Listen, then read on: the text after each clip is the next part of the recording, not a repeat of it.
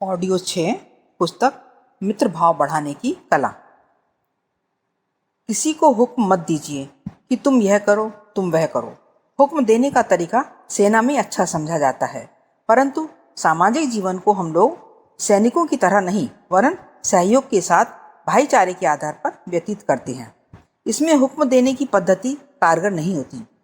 वेतनभोगी नौकर भी यह चाहता है कि मुझे केवल मशीन का जड़ पुर्जा न माना जाए।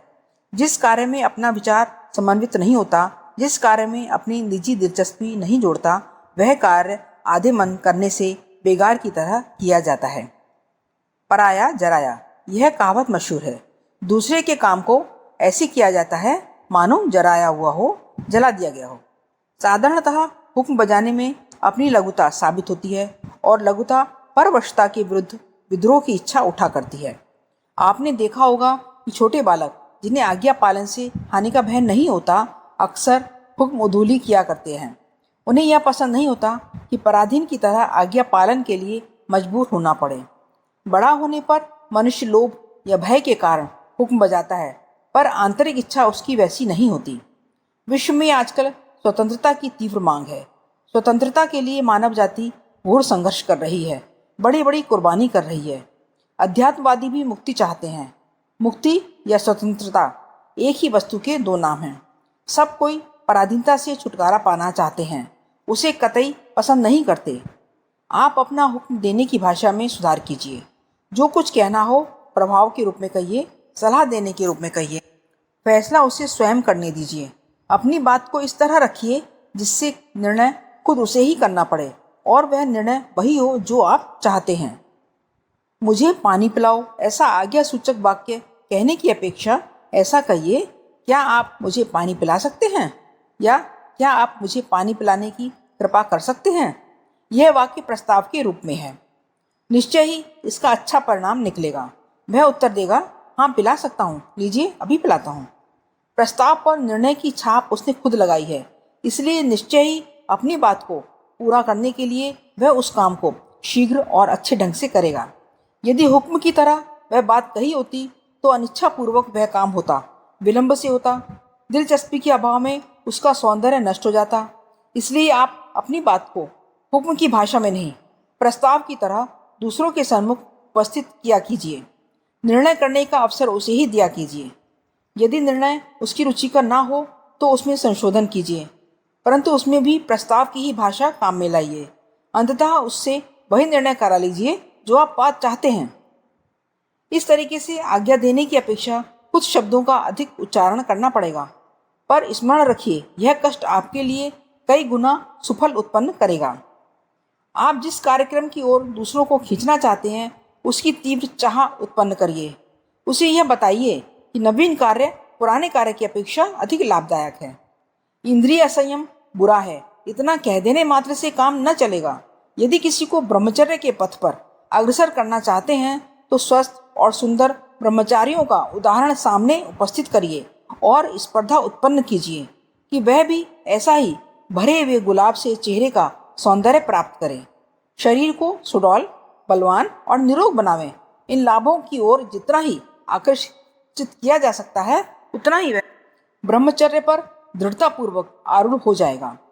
काम करना कोई पसंद नहीं करता, सब चाहते हैं बैठे ठाले बिना मेहनत किए चैन से गुजरती रहे। परिश्रम का अप्रिय काम करने के लिए तब प्रेरणा मिलती है जब उससे कच्चा फल मिलने की आशा होती है। जोखिम से भरे हुए खतरनाक और दुस्साध्य कामों का भार विशेष लाभ की आशा से उठाया जाता है। इसलिए आप जिस कार्य के लिए दूसरों को तैयार करना चाहते हैं उसे समझाइए कि इसमें कौन कौन लाभ मिल सकते हैं। निकृष्ट कोटि के चोरी, व्यभिचार, ठगी आदि कामों के लाभ बहुत ही निकृष्ट और प्रत्यक्ष रूप से हानिकर होते हैं, इसलिए उनकी ओर लोग आसानी से ढुल जाते हैं। उच्च कोटि के सात्विक, ईमानदारी, सच्चाई, प्रेम, न्याययुक्त कार्यों के लाभ उतने निकट या प्रत्यक्ष नहीं होते तथा उनमें श्रम भी अधिक पड़ता है।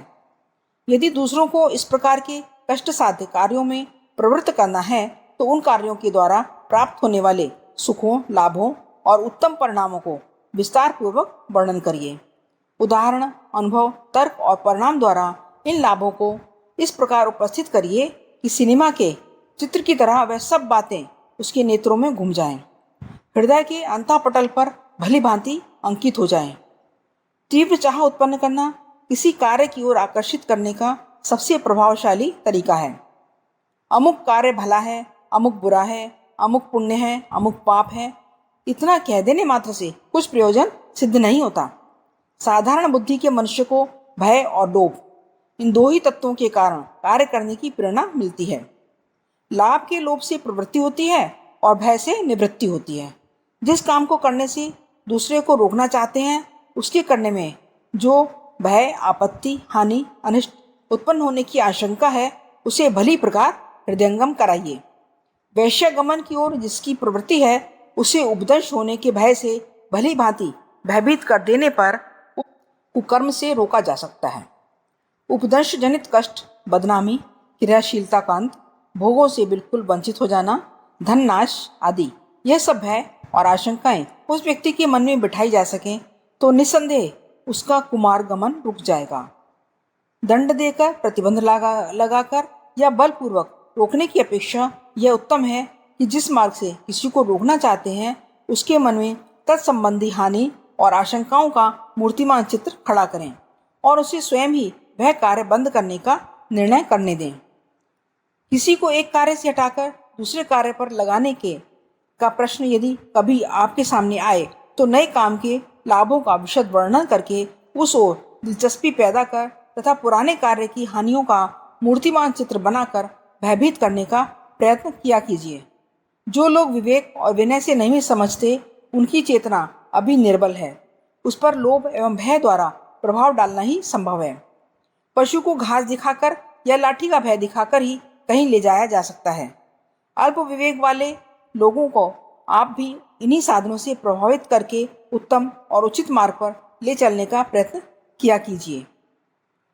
मानव मनोवृत्तियों के सुयोग्य अन्वेषक डेल कार्नेगी ने एक बहुत ही उत्तम शिक्षा दी है। वे कहते हैं, यदि आप मधु इकट्ठा करना चाहते हैं तो मक्खियों के छत्ते को ठोकर मत मारिए। जिन लोगों से संबंध जारी रखे बिना काम नहीं चल सकता, जिनके द्वारा आपकी आजीविका चलती है, ऐसे संबंधी तथा ग्राहकों को अकारण क्रुद्ध मत किया कीजिए। एकांत में अत्यंत शांतिपूर्वक हानि लाभ का दिग्दर्शन कराते हुए गलती करने वाले को आसानी से समझाया जा सकता है। इसमें सुधरने की बहुत कुछ संभावना रहती है। इसके विपरीत सबके सामने हुई आलोचना करने से बुराइयों में सुधार होना तो दूर, उल्टे बैर, विरोध तथा दुराग्रह की जड़ जम जाती है। आप जो कार्य करने के लिए दूसरों से कहें, उसे आसान बताइए। लोगों को यह विश्वास कराइए कि इसमें अधिक सरलता रहेगी और कठिनाई कम हो जाएगी। अपने कार्यक्रम पर किसी को सहमत करने के लिए उसे यह विश्वास कराना आवश्यक है कि यह असंभव, दुस्साध्य, बिरले शूरवीरों के करने योग्य नहीं, वरन बहुत ही सरल, पूर्णतया संभव और साधारण मनुष्य से पूरा हो सकने योग्य है। अनेक व्यक्ति उस मार्ग पर चल चुके हैं और चल रहे हैं। उन्हें कोई ऐसी कठिनाई नहीं उठानी पड़ी जो असाधारण हो। स्मरण रखिए, सरलता को टटोलकर उधर ही लोग झुकते हैं। आप अपने कार्य की आसानी प्रकट कीजिए और बताइए कि वह बिना विशेष झंझट के स्वल्प श्रम, स्वल्प काल और स्वल्प साधनों से पूरा हो सकता है। यदि आप पहले कार्य को तलवार की धार पर चलना बताएंगे, उसमें आने वाली विघ्न बाधाओं को दुस्तर बताएंगे, तो आरंभ में ही हिम्मत टूट जाने के कारण उस पथ पर चलने के लिए कोई मनुष्य मुश्किल से ही तैयार होगा। स्वयं कम बोलिए और दूसरों को अधिक बोलने दीजिए। आप 1 घंटे अपनी बात कहकर किसी का मन उतना अपनी ओर आकर्षित नहीं कर सकते जितना कि आधा घंटा उसे अपनी बात कहने देकर कर सकते हैं। अच्छा वक्ता होने का प्रधान लक्षण यह है कि अच्छा श्रोता बनना चाहिए। आप अपने को प्रशंसित बना लीजिए। दूसरों में जिन सद्गुणों को देखें, जिन सत्प्रवृत्तियों का विकसित होता हुआ पावें, उन्हें और अधिक उन्नत करने के लिए प्रोत्साहित करें। मुरझाकर सूख जाने की तैयारी में खड़े हुए पौधे जल से सिंचित होते ही दूसरे ढंग के हो जाते हैं। उनकी गतिविधि तुरंत ही बदल जाती है। कुम्हलाए हुए पत्ते भी सतेज दिखाई पड़ने लग जाते हैं। प्रशंसा का जल ऐसा ही जीवन दाता है।